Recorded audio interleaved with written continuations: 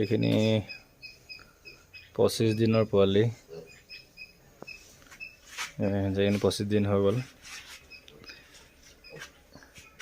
7 KG মান হৈছে body weight 25 দিনত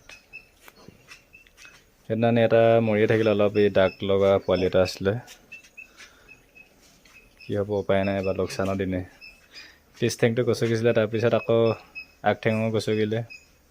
গাখীৰ খাব না যি কাজিয়া লাগে সেইটো কাৰণে গাখীৰ কাৰণে মোক কষ্ট পালে পোৱালিটো ই নাথাকিলে মৰি থাকিলে পৰহিদিনাখনি দানা এটা খোৱা নাই দানা দি থোৱা হৈছে কিন্তু দানা এতিয়ালৈকে মুখত দিয়া নাই সিহঁতি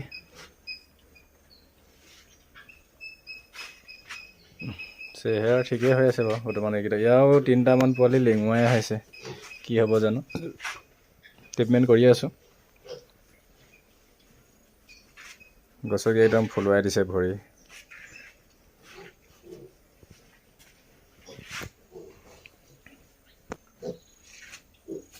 এইটো 7 কেজি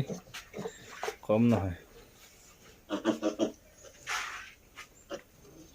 এইজনী মাকজনী আছিলে